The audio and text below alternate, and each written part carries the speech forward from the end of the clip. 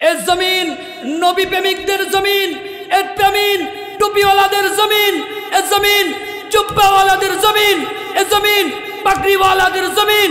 কাজী এই জমিনে আল্লাহর রসুলকে নিয়ে কটূক্তি করা হবে, মুসলমানেরা তা বরদাস্ত করবে না। কথা বলেন ঠিক কিনা? আমাদের অন্তরের মধ্যে রসুলের জন্য ভালোবাসা আছে না নাই? হ্যাঁ মুসলমান জুড়ে বলেন আছে না নাই?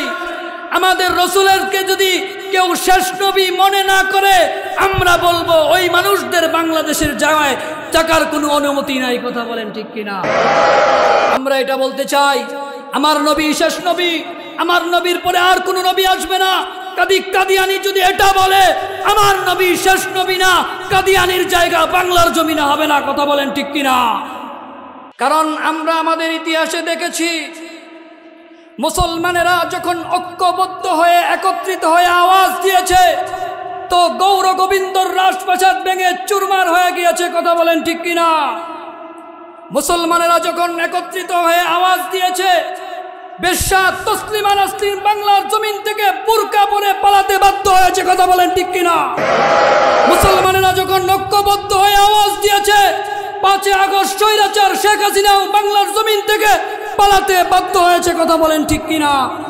সুতরাং আমরাও বলতে চাই, এই জমিন থেকে বাতিলকে উৎখাত করার জন্য ফয়জুল করিম আর রেজাউল করিমের ডাকে একত্রিত হয়ে আমরা ময়দানে আবারও একটা আওয়াজ তুলব।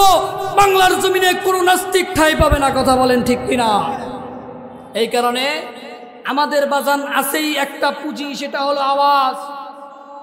ইতিহাসের পাতায় আপনি দেখবেন, মুসলমানেরা কোনো কামান আর তরবারি দিয়ে যুদ্ধ জয় করে নাই। মুসলমানদের আওয়াজের কারণে বাতিলের রাজপ্রাসাদগুলো থরথর করে কেঁপেছে। কথা বলেন ঠিক কিনা? আমরা এই কথা বিশ্বাস করি, এ জমিন নবী প্রেমিকদের জমিন, এ জমিন টুপিওয়ালাদের জমিন, এ জমিন জুব্বাওয়ালাদের জমিন, এ জমিন পাগড়িওয়ালাদের জমিন। কাজী এই জমিনে আল্লাহর রসুলকে নিয়ে কটূক্তি করা হবে, মুসলমানেরা তা বরদাস্ত করবে না। কথা বলেন ঠিক কিনা? আমাদের অন্তরের মধ্যে রসুলের জন্য ভালোবাসা আছে না নাই? হ্যাঁ মুসলমান জুড়ে বলেন আছে না নাই? আমাদের রসুলেরকে যদি কেউ শেষ নবী মনে না করে, আমরা বলবো ওই মানুষদের বাংলাদেশের জায়গায় থাকার কোনো অনুমতি নাই। কথা বলেন ঠিক কিনা? আমরা এটা বলতে চাই, আমার নবী শেষ নবী, আমার নবীর পরে আর কোনো নবী আসবে না। কাদিয়ানি যদি এটা বলে আমার নবী শেষ নবী না, কাদিয়ানির জায়গা বাংলার জমিনে হবে না। কথা বলেন ঠিক কিনা? এ কারণে রসুলের আদর্শ যদি আমরা গ্রহণ করতে পারি, রসুলকে যদি আমরা আদর্শবান মডেল বানাইতে পারি, তাহলে দুনিয়াতেও যেমন আমরা বিজয়ী হব, আখিরাতেও আমরা বিজয়ী হবে। জোরে বলেন সুবহানাল্লাহ। এই কারণে আল্লাহ রাব্বুল আলামিন পবিত্র কালামের মধ্যে বলেন, লাকাদ কানা লাকুম ফি রাসূলিল্লাহি উসওয়াতুন হাসানা। ও দুনিয়াবাসী শুনো, রসুলের মধ্যেই তোমাদের জন্য রয়েছে উত্তম আদর্শ। কেউ যদি রসুলের আদর্শ গ্রহণ করতে পারে, এই মানুষটা দুনিয়াও যেমন কামিয়াব হয়ে যাবে, জান্নাতেও ওই মানুষটা বিনা হিসাবে চলে যাবে। মুসলমান ভাইরা, আমার কথাগুলো দিল দিয়ে বোঝার চেষ্টা করবেন। আল্লাহ রাব্বুল আলামিন বলেন, গোলাম রসুলের আদর্শে যদি গ্রহণ করতে পারো, দুনিয়াও যেমন কামিয়াবি হয়ে যাইবা, আখিরাতেও তেমন কামিয়াবি হয়ে যাইবা। দুনিয়াও যদি কামিয়াব হতে চাও, আখিরাতেও যদি কামিয়াবি হইতে চাও, তাহলে রসুলের আদর্শ গ্রহণ করা ছাড়া অন্য কোনো আদর্শ গ্রহণ করা যাবে না। কথা বলেন ঠিক কিনা? মুসলমান ভাইরা আমার আর আপনার রসুলের আদর্শ কত চমৎকার! আমার আর আপনার রসুলের আদর্শ কত উত্তম! আল্লাহর নবীর চরিত্র এত সুন্দর, এত সুন্দর। দুনিয়ার জমিনে কারো চরিত্র ব্যাপারে আল্লাহ তাআলা পবিত্র কালামের মধ্যে আয়াত নাজিল করে দেন নাই, কিন্তু আমার আর আপনার পয়গম্বরের চরিত্র সম্পর্কে আল্লাহ তাআলা আয়াত নাজিল করে দেয়। আল্লাহ বলেন, ওয়া ইন্নাকা লাআলা খুলুকিন আযীম।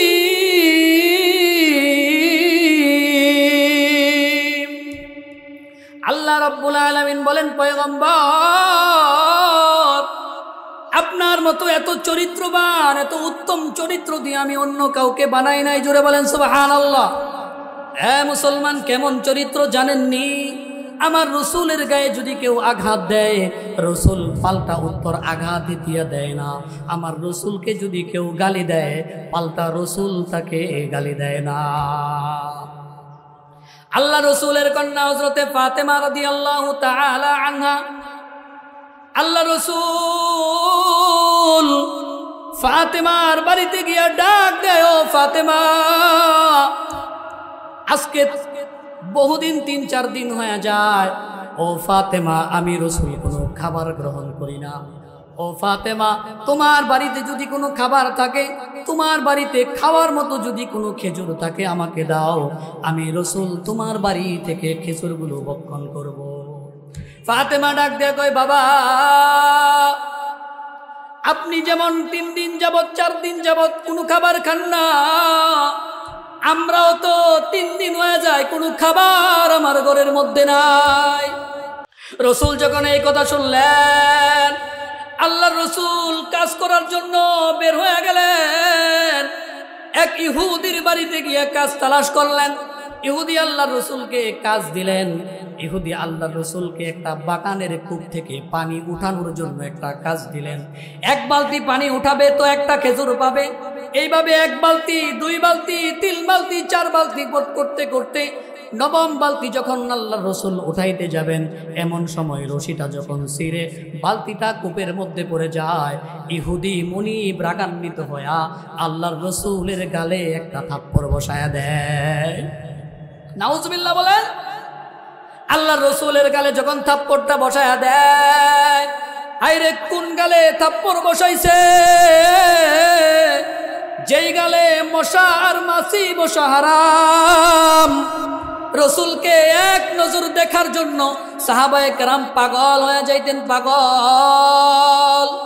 সাহাবায়ে কেরাম রসুলের কাছে এসে বলতেন, ওগো পয়গম্বর, পেটের মধ্যে যখন ক্ষুধা থাকে, আপনার জিয়ারতে যখন আসি, আপনার চেহারা মুবারক দেখার সাথে সাথে আমার পেটের ক্ষুধা নিবারণ হয়ে যায়। এমন রসুলের গালে ইহুদি থাপ্পড় লাগাই দিছে। রসুল থাপ্পড়টা খাবার পর জমিনের মধ্যে পড়ে গেছে। জমিন থেকে ওইটা ইহুদির হাতটা ধরে বলে, ভাই তুমি আমাকে থাপ্পড় দিছো, তাতে আমার কোনো কষ্ট নাই। আমি 8 বালতি পানি উঠাইছি, আমি নিজেও খাই নাই, আমার নাতিনগুলোও খায় না। তুমি আমাকে 8টা খেজুর দিয়ে দাও, আমি নিজেও খাবো, আমার নাতিনগুলোকেও দেব। ইহুদি চিন্তা করলেন, না রে, এটা কেমন মানুষ, এত জোরে আমি একটা থাপ্পড় দিলাম, থাপ্পড়ের পরিবর্তে আমাকে থাপ্পড় দিল না। অথচ রসুল যদি থাপ্পড় দিতেন, হাদিসে কিতাবের মধ্যে আছে আল্লাহর রসুলের গায়ে জান্নাতি 40 জন যুবকের শক্তি। একটা থাপ্পড় দেওয়ার সাথে সাথে ওই ইহুদির অস্তিত্ব পাওয়া যেত না। কথা বলেন ঠিক কিনা? আল্লাহ রসুলের গায়ে 40 জন জান্নাতি যুবকের শক্তি থাকার পরেও আল্লাহ রসুল ওই দিন ওই ইহুদিকে আঘাত করলেন না। আল্লাহ রসুল হাতটার মধ্যে আদর করে দেয়ার বলে, ও ইহুদি ভাই আমার, আমারে থাপ্পড় দিতে গিয়া কি তোমার শরীরের হাতের মধ্যে ব্যথা লাগছে? আল্লাহ রসুল পাল্টা কোনো আঘাত করলেন না। এটাই শুধু শেষ নয়, আল্লাহ রসুল যখন মক্কা বিজয় করলেন, কাফেররা চিন্তায় পড়ে গেলেন, মুহাম্মদ ক্ষমতায় চলে আসছে, এখন আমাদের সকলকেই ফাঁসির কাস্টে ঝুলাবে। আল্লাহ রসুল দাঁড়ায় বললেন, ও মক্কাবাসী শুনো, আজকে আমি তোমাদের সকলকে প্রাথমিকভাবে ক্ষমার ঘোষণা করে দিলাম। যারা অতি জুলুম করেছো তাদেরকে কুরআন মোতাবেক শাস্তি দিব, আর যারা তেমন কোনো জুলুম করে নাই তোমাদের সকলকেই আমি মুহাম্মদ মাফ করে দিলাম। বলেন সুবহানাল্লাহ। এবার বলেন, এই রসুলের আদর্শ সুন্দর, এই রসুলের আদর্শ সুন্দর না আমার নেতার আদর্শ সুন্দর? কিন্তু আমরা তো স্লোগান দেওয়ার সময় বলি, আমার নেতা এমক নেতা তেমন নেতা, আমার নেতার চরিত্র ফুলের মতো পবিত্র। কতক্ষণ বলে কি বলে না? অথচ আমার নেতার চরিত্র ফুলের মতো পবিত্র, নামাজ পড়ে না। কথা বলে না, নামাজ পড়ে না এক ওয়াক্ত। অথচ আল্লাহ রসুলের চরিত্রের সাথে অন্য কারো চরিত্র তুলনা করা যায় না। আমি আমার নেতাকে মানতে পারলাম, কিন্তু আমি আমার রসুলকে মানতে পারলাম না। কথা বলেন ঠিক কিনা? আমার নেতা যদি আমাকে এই কথা বলে, এই সলিমউদ্দিন, তুমি সন্ধ্যায় 7টার সময় এটা কলার চত্বরে দাঁড়ায় থাকবা, আমার নেতার কথা অনুযায়ী 6টার সময় আমি চলে আসব। কারণ নেতা যদি আমার প্রতি নারাজ হয়ে যায়, অথচ আল্লাহর রাসূল বলেন উম্মতরে 23টা বছর আমি তোর জন্য কান্না করছি, 23টা বছর আমি তোর জন্য মক্কা থেকে মদিনায় হিজরত করছি।